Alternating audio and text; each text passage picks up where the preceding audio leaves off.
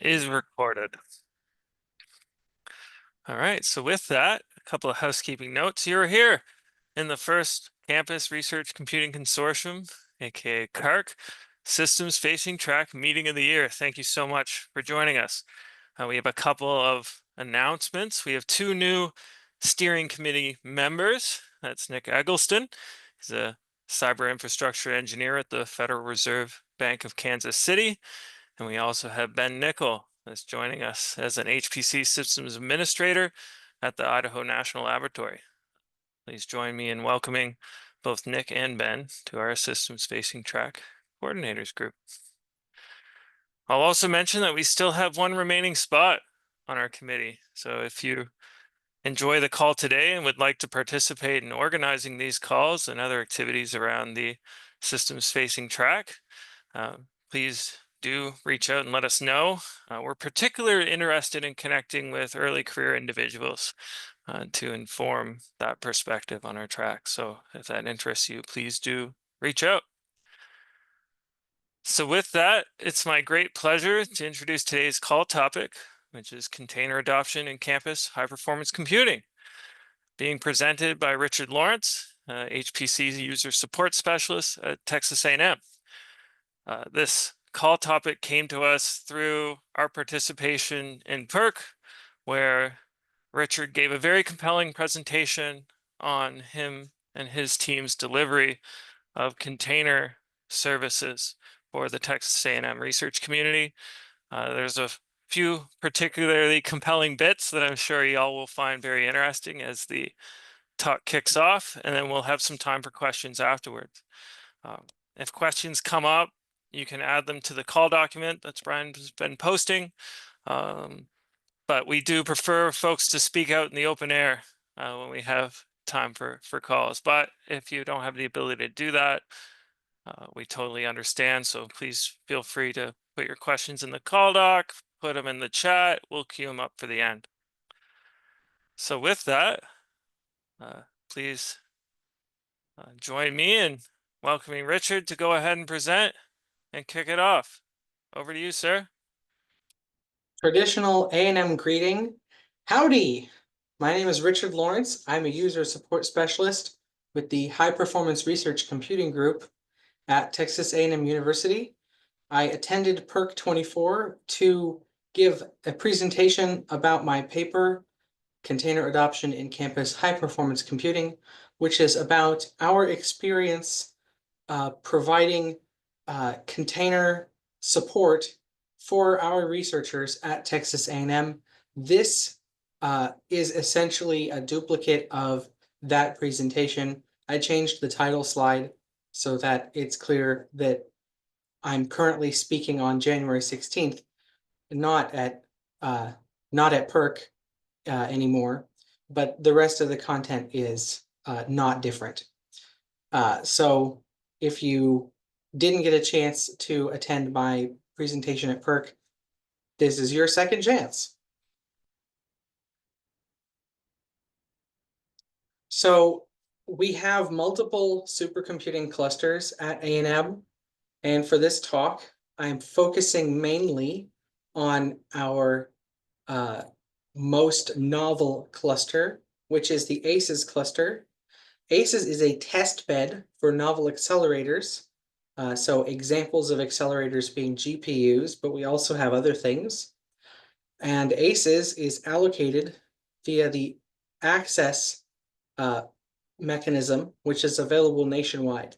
So between those two, we have a wide variety of researchers on ACES doing a wide variety of coding activities. Sorry to interrupt you there for a second, Richard. We're noting that you can't see my screen. Whoops. All good. There you go. I accidentally paused the screen share, so when I went to the next slide, you didn't get to see the next slide. So this is the slide I was telling you about ACES. So we have a logo, a very nice logo for ACES.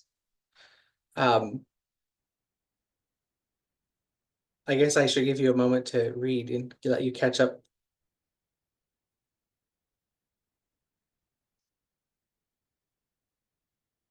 So I only got about halfway through this slide. So I guess I'll continue the slide.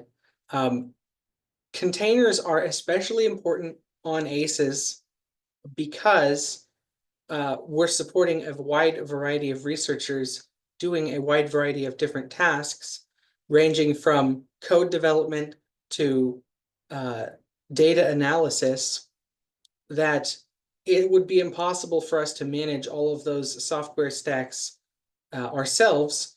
So we rely heavily on containers in order to deploy software stacks for these wide variety of use cases. And that means that, of course, you don't get anything for free. So that means we have to be more aware of containers on ACEs than we have to be on other clusters. So I'm going to be talking about various aspects of this, including how containers are useful for this type of problem. With a test bed specifically, but we have other clusters that are not test beds. So I'll be talking about other perspectives as well. So on ACEs, we have offered our widest variety of container runtimes. So we have Docker rootless and Podman rootless, but those are not the ones that we recommend. And what we do recommend is Charlie Cloud and or Singularity, also Aptainer, which is pretty much the same thing. I'll talk about that if anybody has a question about that. So what separates Charlie Cloud and Singularity from Docker and Podman is that the HPC container runtimes were designed from the beginning for the purpose of working well on a shared cluster. And so there's a couple of aspects to that. One is that shared clusters have network file systems. Another is there are multiple users, so you can't assume you have root. And finally, there are a lot of novel technologies on a HPC cluster, things like GPUs. So these high performance container runtimes know about all of those concepts and handle them correctly. Docker and Podman were not designed for HPC. They were designed for different purposes. So Docker was mainly designed for, I think, your personal desktop or maybe the cloud, and those have different properties. The desktop and the cloud don't usually have network file systems or multiple users, so assumptions went into the creations of those runtimes that don't work very well on HPC. So even though we provide those runtimes, I haven't been able to get them to do anything useful. There will be small bugs that wouldn't affect you if you were the root user, but as a rootless user, it completely stops you from doing your work. And that may change in the future, but right now Docker and Podman are very slow to adapt to HPC when that's not their primary audience. And Charlie Cloud and Singularity are ready for HPC now. So that's the main difference. Did anyone have a question about the Singularity Aptainer thing before I move on from this page?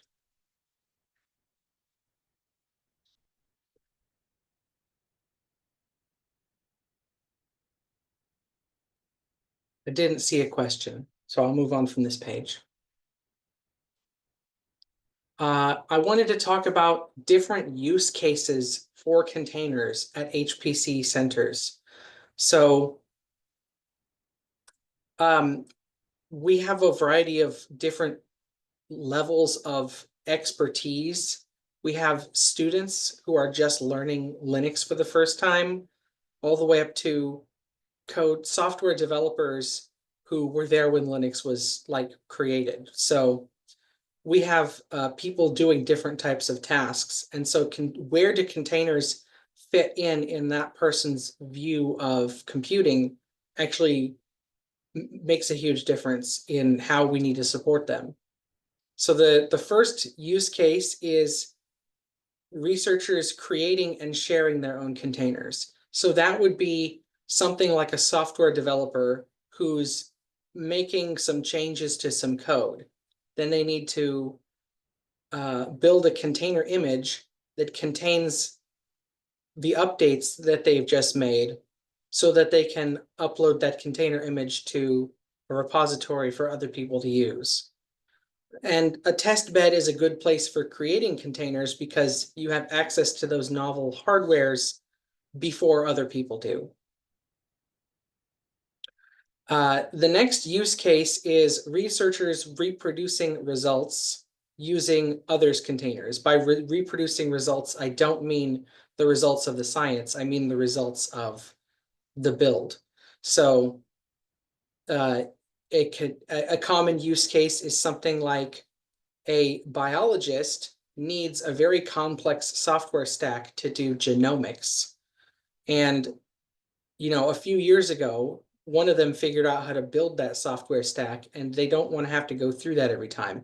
So a new biologist who maybe understands genomics, but not Linux, they don't want to understand how containers work. They just want to click a button and their software is available. They have a very different perspective of container usage because they don't want to know what's in the container recipe. They don't want to know what a container runtime is. Essentially, the less they have to know, the better. And finally, we have use case 3. Researcher is unaware that their application is containerized. So it's common at HPC centers to deploy some of the most popular software in a module type of situation where the user can just type the name of what software they want and it's already installed. So users who are comfortable with that, an example would be something like a machine learning, like PyTorch, that everybody uses a very similar version of PyTorch. So they can arrive and know that it's already provided. But the system administrators have flexibility as to how they want to deploy that. If you're deploying PyTorch on your desktop, you're probably using Conda. But Conda is really hard on HPC network file systems because it creates many tens of thousands of files. So the system administrators might say, you know what, we're just going to put Conda in a container because then it's only one file on our network file system that's much less of a burden on the file IO for the shared network file system. And the researcher doesn't care how that software was deployed, they just want access to it. So in that sense, the strategy is to make it feel the same whether there's a container there or not. And that has its own unique challenges.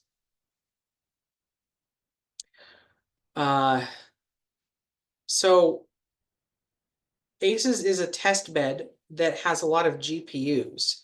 So that means we need a lot of GPU-ready software. I already named PyTorch as an example of software that's commonly used, and it is software that is commonly used with NVIDIA GPUs.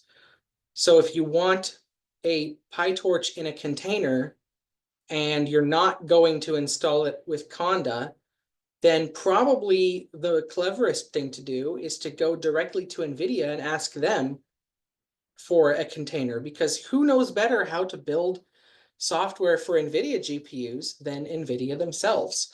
So NVIDIA has a container registry. It includes PyTorch.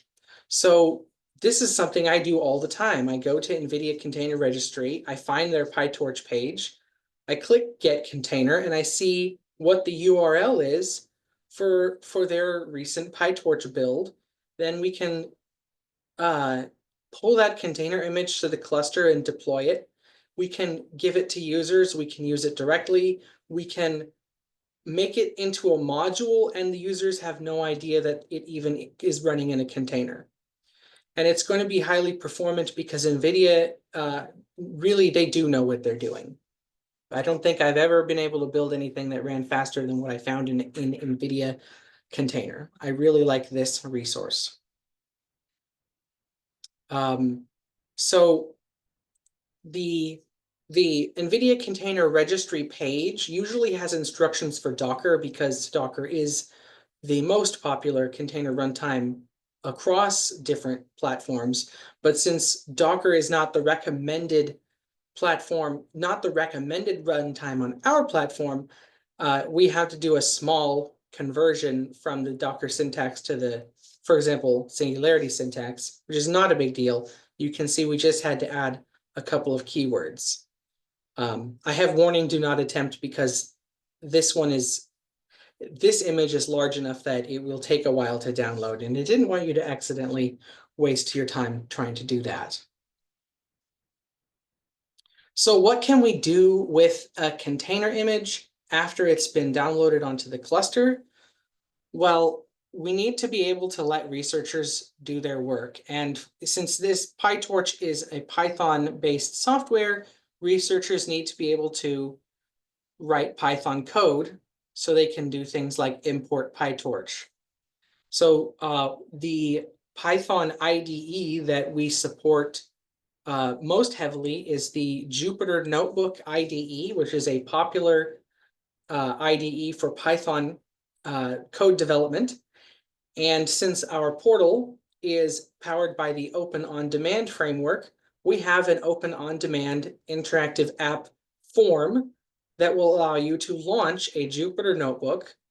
And that Jupyter Notebook is hosted on a compute node. It could be a GPU compute node with an NVIDIA GPU. And our form has a drop-down menu so that you can select what type of environment is going to be providing your PyTorch software. So we have the normal my PyTorch lives in a Conda environment. We have that. And we also have just give me what's already installed. We have that too. And then we have the new option that I created, which is my PyTorch software is coming out of a container. So this is the Jupyter Notebook IDE, so it's not PyTorch specific. But once you're in there, everything that's in the container you'll be able to use. So then you select your container path to your container image file. In this example, I'm showing a path to a Charlie Cloud image file. The only difference really here is the extension. They have the different image format, but it's the same principle. So once the user has selected the path to the image file, then they can launch that Jupyter Notebook and do import PyTorch, and it feels the same for them that whether it's in the container or not.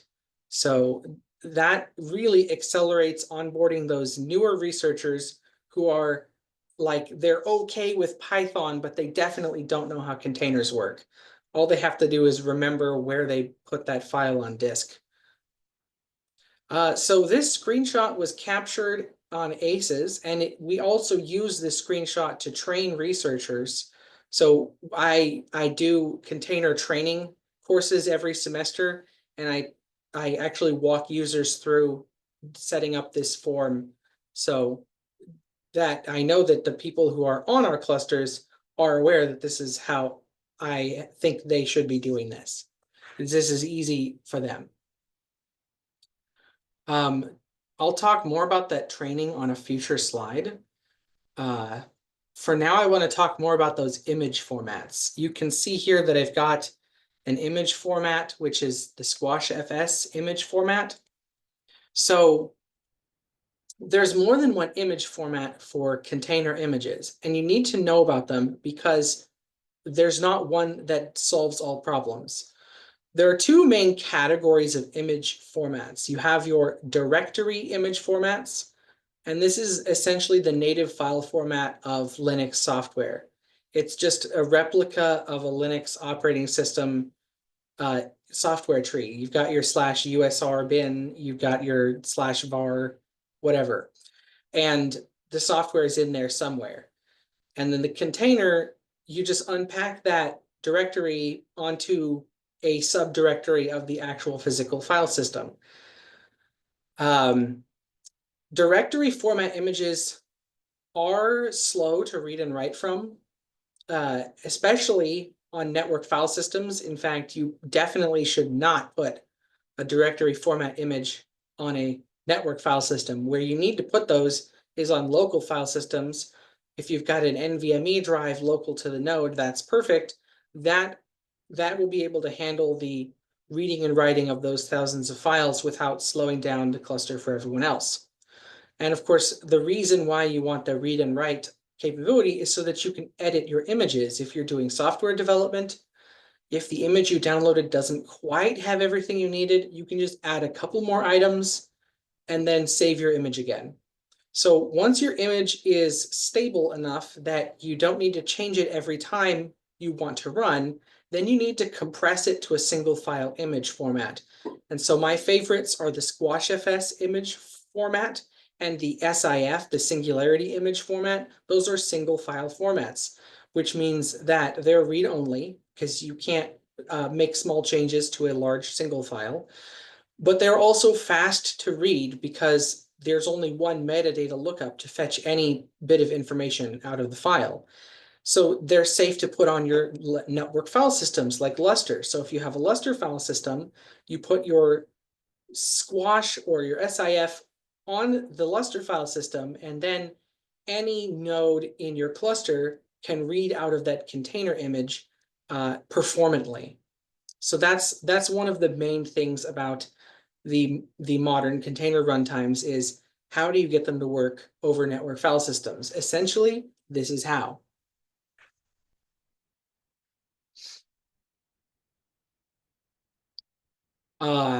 Were there any questions about these image formats before I start? I have a question. Yes. So, I mean, you didn't say that, but am I reading it right that users say that you made one of these containers for Python from PyTorch or something like that from NVIDIA, and I want to deploy that for many users. And I would expect that each user will want it slightly different. Maybe they want an additional Python package here or there. So if I am doing that as an image, then each user needs to have, if I want to allow them to install one Python package, then each one of them will need to have their own image in a directory format, and that's probably not the right way to do it. If it's just one Python package, then they don't need to edit the container image. You can do one Python package using virtual environment. So most of the Python software will be in the image, and then the additional one package the user needs will be outside the image in a virtual environment. And that strategy allows the user to install one or two packages. It's not that bad for the Lustre file system to just have one or two packages. If you're installing something that needs to go into the root of the image, then the virtual environment doesn't solve that problem. So yes, then they will need to have a copy of the image.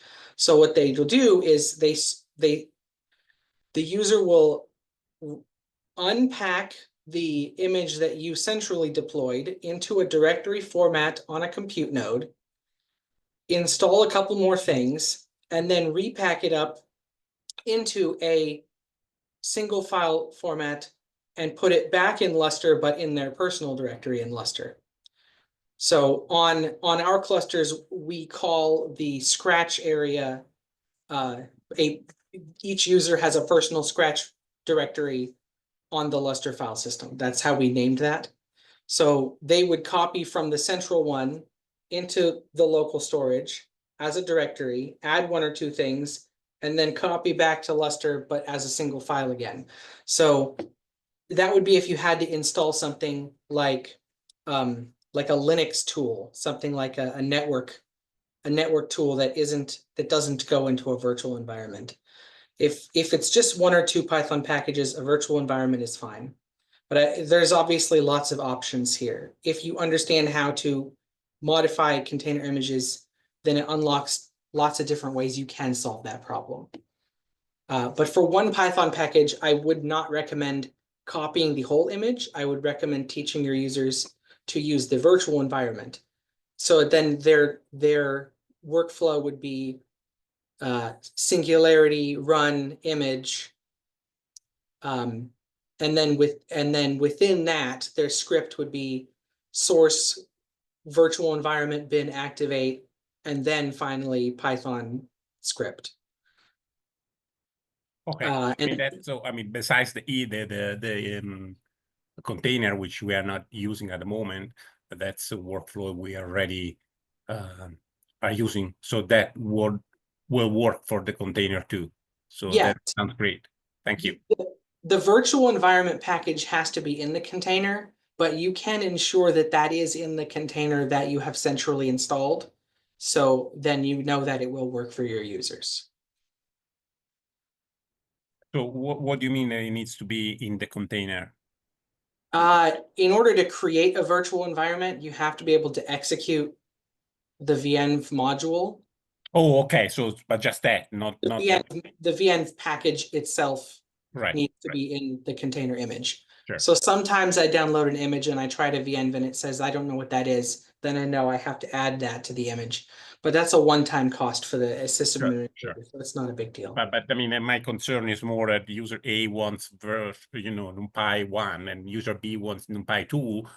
And so I don't want to have all combinatorial explosion of all choices, right?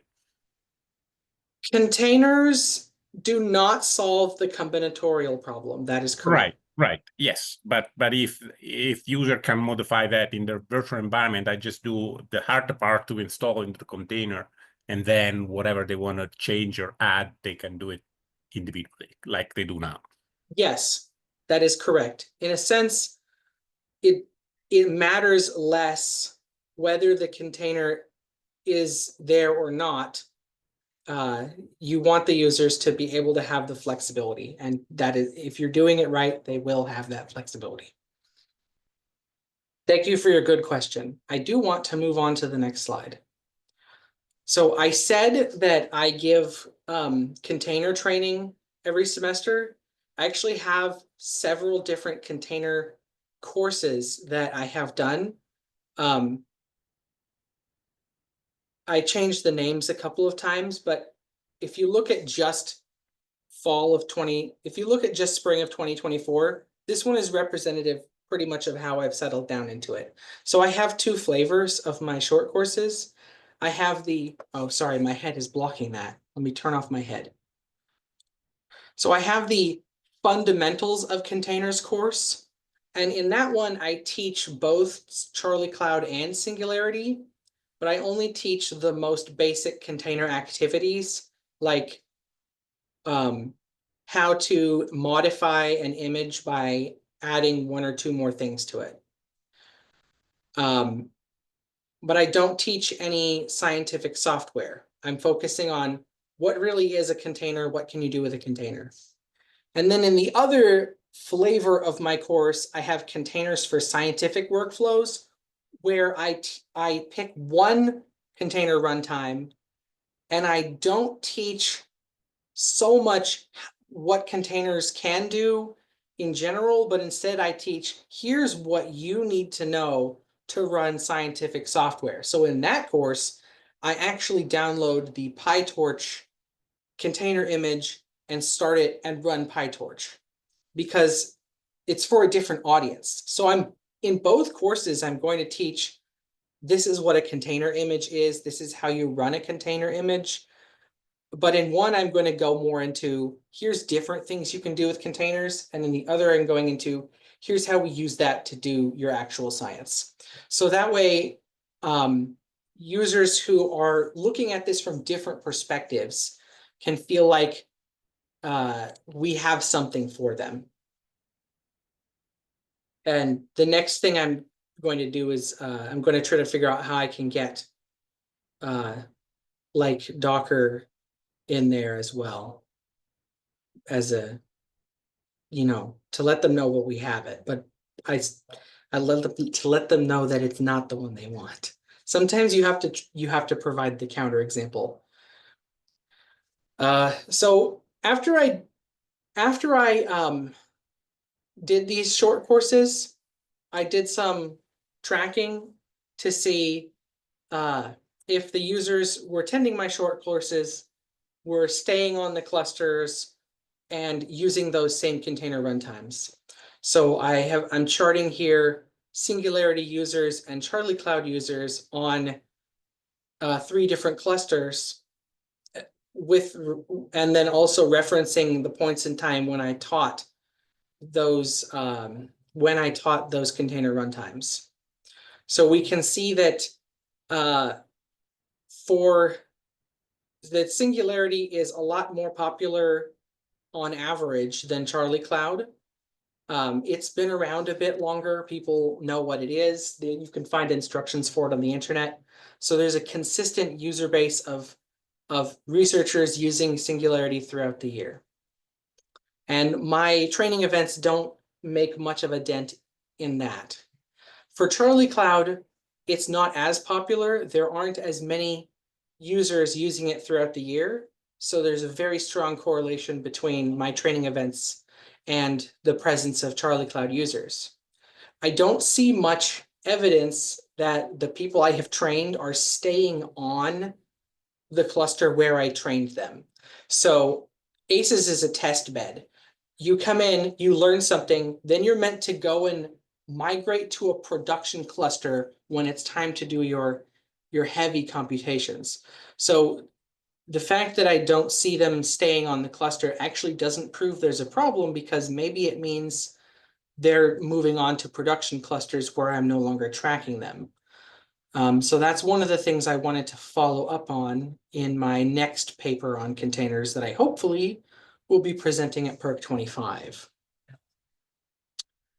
I also look at the number of jobs instead of the number of users. And what you can see is that the number of jobs is not particularly related to the training events, because training events only involve submitting a handful of jobs.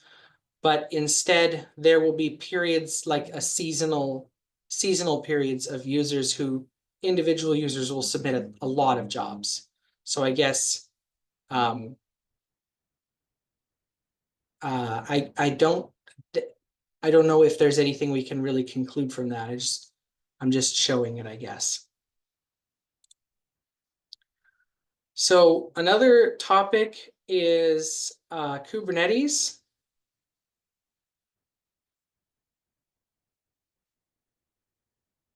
Kubernetes has so far not had too much of an impact on HPC, but we are preparing to support Kubernetes.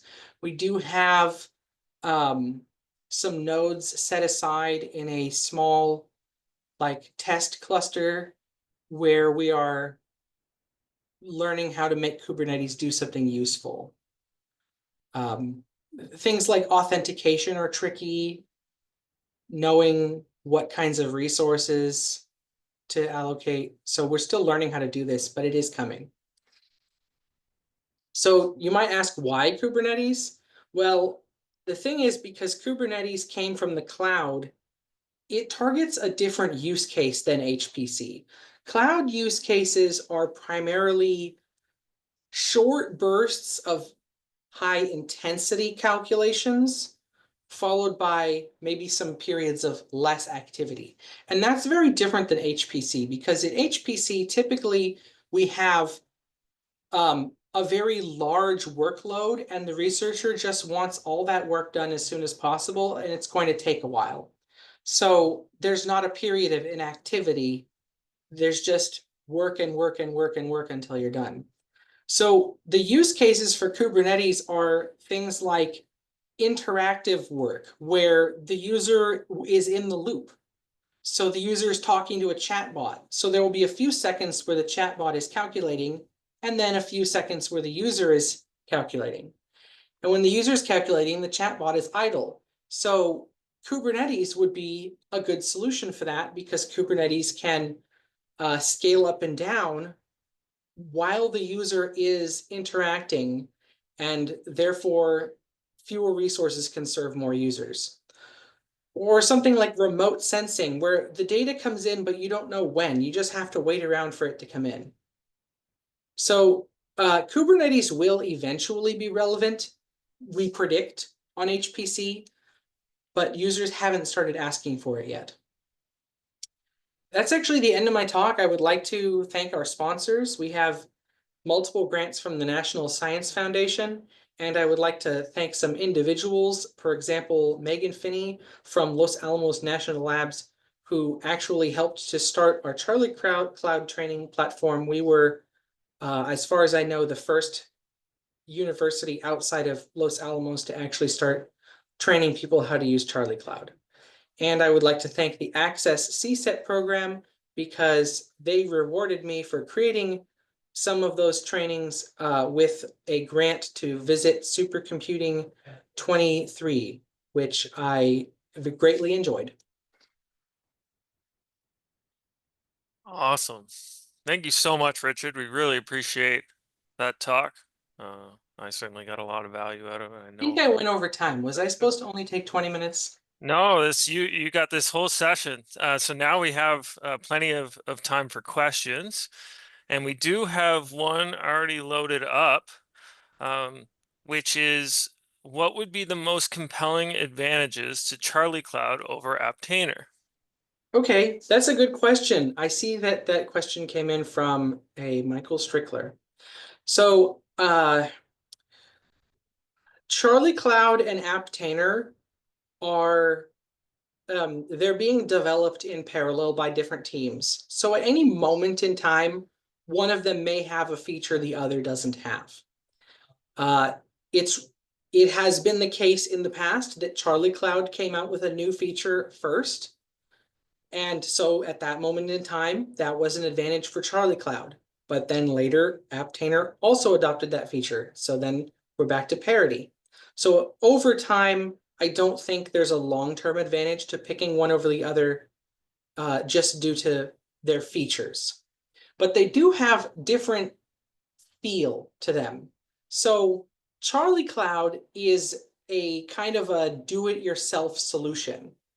It's more lightweight. So it encourages you to do more of the heavy lifting yourself, but it also gives you more freedom to do that. It's less opinionated about the right and wrong way to have a container. So if you want a container that's really personalized to you and you don't mind learning how to use Charlie Cloud, it could be that that's the one that feels right for you. Aptainer, which comes from Singularity, is designed to be less do-it-yourself and more one-stop shop. So Singularity tends to solve most of the problems for you under the hood. You don't have to do as much work, but also you have less flexibility because Singularity does not give you the options as to how those problems are solved. Singularity does it the way it does it, and you can't turn that off. So if you want a container that is a commonly used solution, then Singularity probably has that, and it's going to be easier. But if you want a container that's a bit different, more personalized, then it's more work to get Singularity to do it your way, less work to get Charlie Cloud to do it your way. So I don't think there's a general advantage, but there may be a preference per user depending on what their style is. Excellent. So we have Elijah that would like to ask a question out loud. Elijah, can you let us know what institution you're calling in from? Yeah. Good afternoon. Elijah Gagne from Dartmouth College. Nice to be here. Very interesting presentation. I was at PERC, but I missed this one, so this was my second chance. And At the college, we have been trying to move more and more in this direction. We have a very general purpose kind of cluster, and the biggest challenge that we have is such a diverse population, and they would really prefer to be self-service if they can. We will be a bottleneck to them if we're constantly in the loop for being able to help them get some of these containers and access to it. So we've attempted to create methodologies for them to do self-service. And the best that we've come up with so far is to use something like Docker Desktop on your Mac or PC, export the file, SCP it to our HPC environment, and then turn it into a SIFS file, a SIF file for like Aptainer or other things there. We're also very interested in Podman. Do you have a better solution for self-service image creation? So that depends on your operating system. If you're running an older version of the Linux operating system, then the container runtimes pretty much all had the property that they had to be installed by the system administrator, and you couldn't use them to build images unless you are, in fact, the system administrator. So the only way for the user to build an image was to do it on a different resource like their desktop where they are the system administrator. But with the newer versions of Linux, there is a feature called user namespace, and you don't want to turn on new user namespace in an earlier version of Linux where it was experimental. That is not safe. But in the newest versions of Linux, then the feature can be safely enabled. And when you enable user namespace, the modern container runtimes, that's Charlie Cloud, Aptainer, Rootless Docker, they gain the ability to build images on the cluster without sudo. There's various workarounds that can be implemented. Probably the most common is called fake root. Fake root plus user namespace allows you to build most, but not all images directly on the cluster where you will be using it. So there's two advantages to this. One is it's a lower barrier to entry because now you're not asking the user to own a desktop and install something on their desktop. You can provide support for every step because the user only needs access to the cluster. And the other advantage is the container images that you build on the cluster are more likely to be correct and performant for that cluster. Containers increase portability in theory, but they don't guarantee performance on all possible platforms. So if you're building a container on one platform, copying it to another, it will likely run, but is not guaranteed to be performant.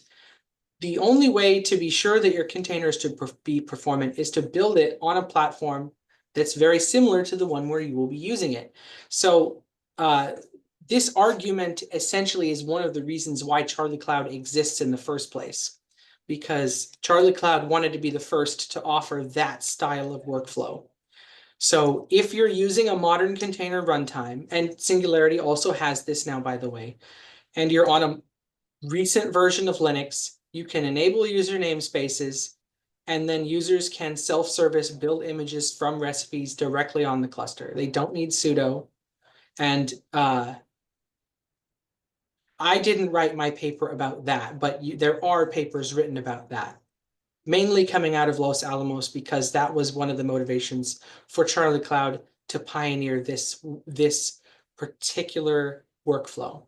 Do you remember from Awesome. the top of your head what version of the kernel supports this? So I don't remember the kernel version. Namespace was created like 10 years ago, but it was experimental. So at some point, the what do you call them? The distribution, at some point, each Linux distribution decides, okay, we feel good about this, we're going to enable it. So the kernel has had it for some time, but it wasn't considered safe to use. Each distribution decides on its own when it's considered safe to use. So for the Red Hat family, that was Red Hat 8. You don't want to be trying this on anything like CentOS 7 or earlier. Those are end of life anyway. But if you're on Red Hat 8 or later, you're good. And I don't know what the number is for Ubuntu, but there's some number for Ubuntu where beyond that, it's considered safe. So it's not a question of is it possible, it's a question of is it safe. Containers need to be safe or they kind of defeat the purpose of using them. So you have to ask the right question. The wrong question is when is it possible to turn it on? The right question is when is it safe to turn it on? And I don't remember what the number is, so I'm sorry, I can't answer that question. But your distribution can. Awesome. Thanks, Richard. So we have 2 more questions. One typed into the chat. Have you used SHPC to create containers as a module? I don't know what SHPC stands for. Yeah, Singularity HPC. It's kind of neat. You can actually do an install. You run this command. It's a Python script, and it installs and integrates with either LMOD or environment modules and creates a module for you magically. So PyTorch, all these other fun things like free surfer, which are so difficult to configure on Red Hat, for example. And it's just available for you as a module. I'm just having issue with one of them for TensorFlow. It's not seeing my GPU, so I have a thread going on the HSPC Git page. But yeah, if you haven't checked it out, definitely super cool sysadmin way to configure and run containers as a module. Awesome. I have not heard of that one. I am aware that there are tools that help with this. We haven't built enough of these modules for it to be worth it to have a tool to do it for us. And in general, we have a module tree that's being controlled by a different build software. So Sure. we haven't had a need for additional module tree management. But if you're just starting from beginning and you don't already have a module tree management framework, then having a tool like that would be very helpful. I agree. Okay, thanks. Awesome. So the next question is from P.O. Quirion. Yeah, hi. I have a pretty specific question. We actually I've been using container for quite a while on HPC system, and sometimes I hit a problem is that the container has been built for Docker, and then it doesn't run properly with Singularity. I don't know if you hit these problems often, and what do you do when you hit them? Or is there a typical stuff that you found related to that? So there's something I say in my head about containers. Garbage in a container is still garbage. If you're going to be pulling a container image from Docker Hub, then you need to kind of evaluate the quality of the source. So I pull my containers mainly from NVIDIA Container Registry when I can, because my experience with that source is they provide good quality containers. But if you're pulling from arbitrary sources, some of those sources do not provide good quality containers. I have also seen containers that struggled to work with HPC because they were assuming a particular Docker-like interface. Sometimes you can fix it. Sometimes it's as simple as just changing a line or two in the recipe and then it works. But sometimes there's nothing you can do. Some softwares really want to be in control of their network interface, and that's just not going to happen on HPC. So there's not a general solution. because sometimes what's in the container is incompatible with HPC. Sometimes what's in the container is badly written. And sometimes what's in the container just needs a small tweak to work correctly. And I can't predict ahead of time which one it's going to be. I don't have enough experience to do that. So on a case-by-case basis, I have to make that judgment call, unfortunately. I wish I could offer you a better answer. Yeah, well, then we're on the same bed. It's almost reassuring. Excellent. Okay, I think we have time for one more quick question. We have Paolo. You have your hand raised. Can you please let us know what institution you're calling in from? Hi, everybody. I'm Paulo Baptista from Brown University. Richard, thanks for sharing your presentation and your experience. And the person that mentioned Singularity HPC tool, thank you for that too. That triggered a question in my mind. So, Richard, you mentioned that you create modules that load up these images that you build. So how do you, when you build these modules, where do you put the image? Do you put it just on your cluster file system, or do you put it in a registry or container registry and then have it pull it down when it's ready to use? Or like, how do you manage the image files themselves? We put the images on the cluster file system. Okay. I looked into providing a registry, which is possible to do, but I didn't find a use case for that made me want to do that. I think registries are more useful for sharing containers across clusters than they are for sharing containers within a cluster. So when we have an image, we just put it on the file system, and then our module will have something like, it will set an alias. So instead of Python, it will be Singularity run image Python. And then if the user is following the instructions correctly, they won't even know that that's what's happening. So that works really well when there's a graphical interface, because then the user has a limited number of buttons they can click on.